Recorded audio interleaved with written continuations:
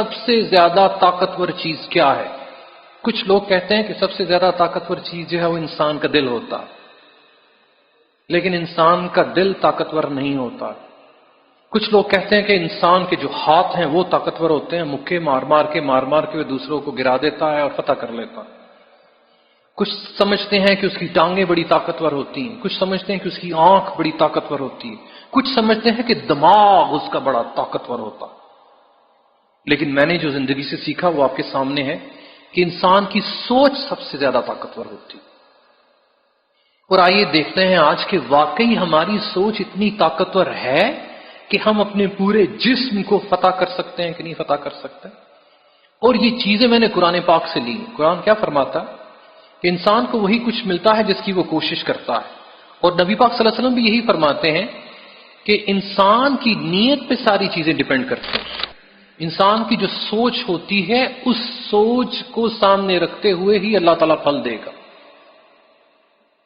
آپ اپنی جو ایکٹیویٹیز ہیں، آپ کی جو سٹرگلز ہیں، دیکھیے کیا اس کا بدل مل رہا ہے کہ نہیں مل رہا، اور اگر نہیں مل رہا تو پھر سوچئے کیوں نہیں مل رہا، اس کی وجہ کیا ہے۔ آج ہم اس کی ریزن بھی جانیں گے کہ وہ ریزن کیا ہے۔ ایک بچہ آپ کے سامنے اور کچھ اور بھی چیزیں ہیں۔ سارے اعمال کا دار و مدار آپ کی نیت پر، آپ کی سوچ پر۔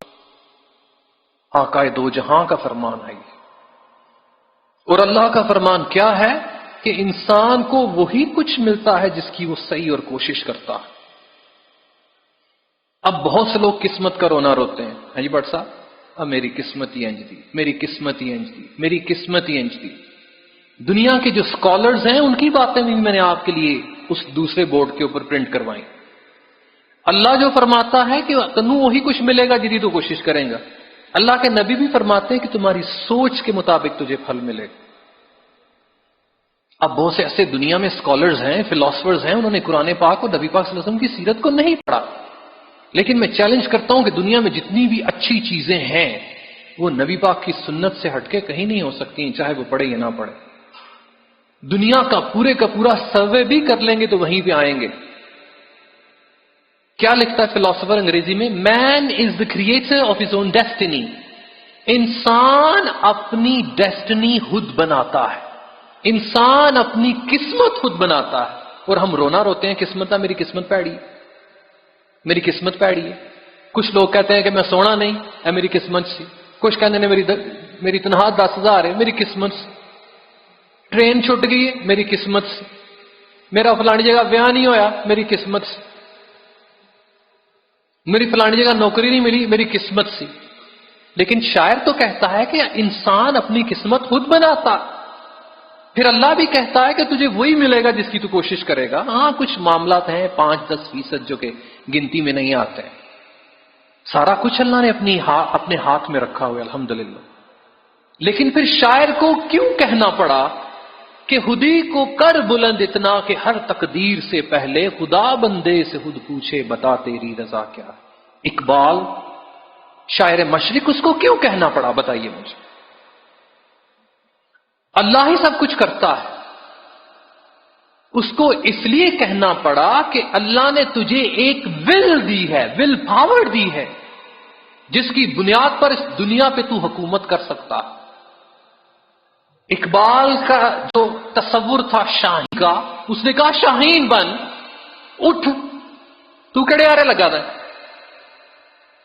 اس نے اٹھا کے آپ کو پہاڑی کی چوٹی پہ رکھا۔ تو شاہین ہے، بسیرا کر پہاڑوں کی چٹانوں پر۔ کتھے کر؟ پہاڑوں کی چٹانوں تے ساڈے شاہین او بڑے بازار ملن گے، کینٹ ملن گے، اچھی سڑک تے ملن گے۔ اے شاہین کی کرنا آئے دنے؟ کباب کھانا آئے دنے شاہین۔ اقبال نے آپ کو بٹھایا چوٹی پر کہ تو اتنی طاقت رکھتا ہے کہ تو چوٹی پر جا سکتا ہے۔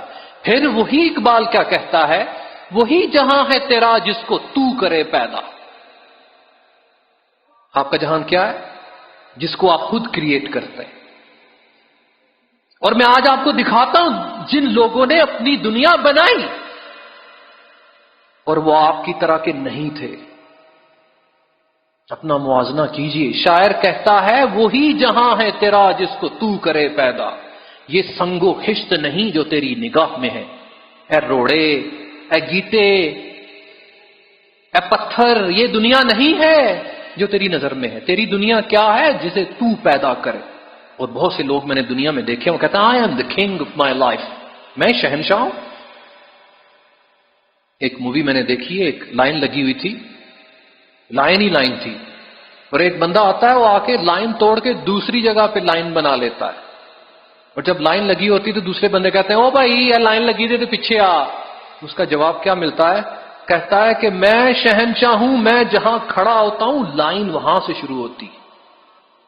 کتنی طاقت تھی اس میں، اس کی بات میں اتنی طاقت تھی کہ باقی سارے بندے وہ لائن چھوڑ کے اس کی لائن کے پیچھے لگ گئے. کیا تھا؟ سوچ. اب آگے چلیے، آگے شاعر اور کیا کہتا ہے؟ کافر ہے تو ہے تابع تقدیر مسلمان. یہ وہ کافر نہیں جو اللہ کو نہیں مانتے. یہاں پہ کافر سے مراد لیے کمزور مسلمان. میں نے اس کی ڈیفینیشن بھی یہاں سے لی ہے. A Muslim without faith yields to what his fate ordains. وہ اپنی قسمت پہ راضی ہو جاتا ہے کہ بس ایسی سی. لیکن جو مومن ہوتا ہے اٹھتا ہے، کہتا ہے یہ نہیں ہے، I am the king of my life.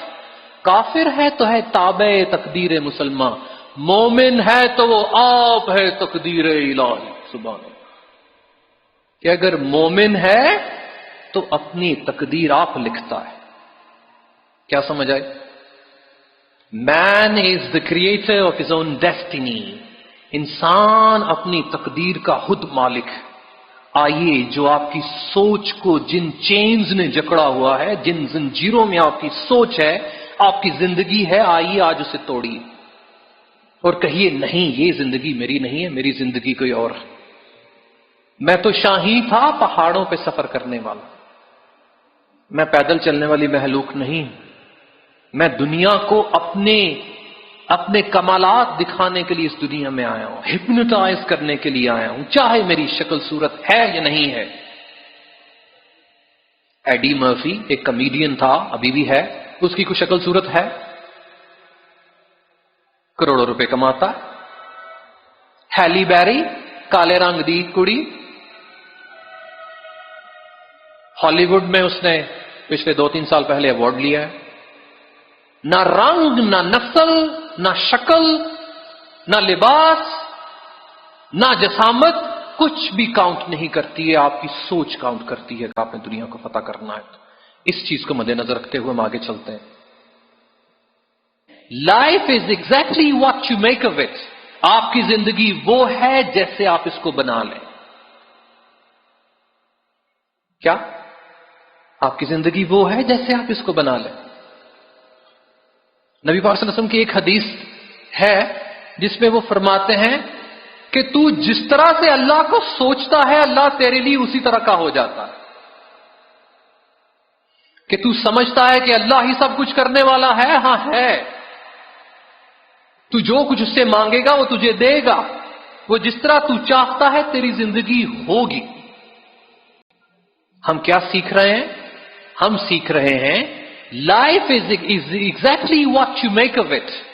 یہ بالکل اس طرح کی ہے جس طرح کی آپ اس کو بنا لیتے ہیں. اور آئیے دیکھتے ہیں کہ ہم اس کو کیسے بناتے ہیں. اب ایک انسان